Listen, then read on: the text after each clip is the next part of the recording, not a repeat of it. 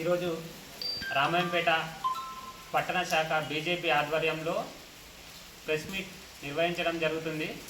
మొన్న జరిగినటువంటి రుణమాఫీ ఏదైతే తెలంగాణ ప్రభుత్వం రుణమాఫీ పేరుతో ప్రజలను మభ్యపెడుతుందో 2 లక్షల రూపాయలు రేవంత్ రెడ్డి గారు ప్రభుత్వం రాగానే, కాంగ్రెస్ ప్రభుత్వం రాగానే 2 లక్షల రూపాయలు ఏకకాలంలో మాఫీ చేస్తా అని ప్రజలకు చెప్పారు.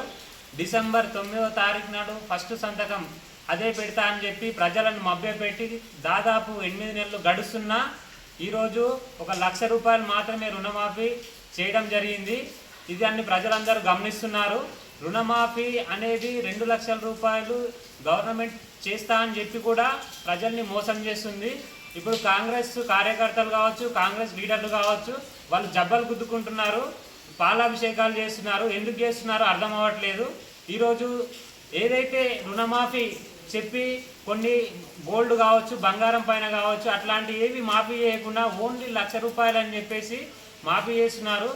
రైతు భరోసా కింద 15,000 రూపాయలు రైతులకు ఇస్తా అని చెప్పేసి మోసం చేశారు. ఇప్పటి వరకు రైతు భరోసా కింద 15,000 ఈ పంట సీజన్కి సంబంధించి స్టార్ట్ అయింది. 15,000 రూపాయలు కాదు, పోయిన ప్రభుత్వం 5,000 రూపాయలు ఇచ్చింది, అది కూడా వేయడం లేదు.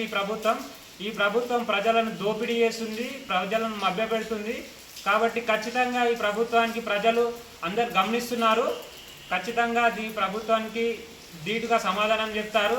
రానున్న లోకల్ ఎలక్షన్లో ప్రభుత్వాన్ని ఖచ్చితంగా కూలగొడతారని ఈ సందర్భంగా తెలియజేస్తున్నాను. జై శ్రీరామ్, భారత్ మాతాకి జై.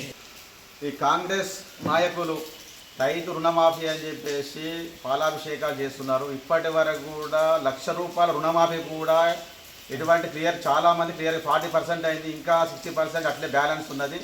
ఎటువంటి షరతులు లేకుండా రుణమాఫీ చేయాలని చెప్పి భారతీయ జనతా పార్టీ గట్టిగా నిలదీస్తుంది.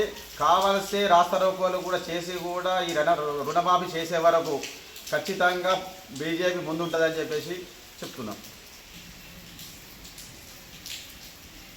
కాంగ్రెస్ ప్రభుత్వము రైతులను మోసం చేస్తూ రుణమాఫీ పేరిట గవర్నమెంట్ ఫామ్ చేసింది.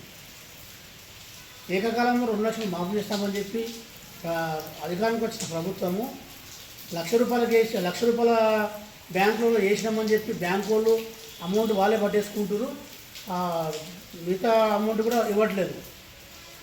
రేవంత్ రెడ్డి గారు రైతులకు పాస్బుక్ మీద గోల్డ్ పెట్టి తీసుకున్న లోన్లను కూడా మాఫీ చేస్తే కాంగ్రెస్ పార్టీ రైతులకు ఇచ్చిన హామీ నిలబెట్టుకుంటుందని చెప్పి హెచ్చరిస్తున్నాం.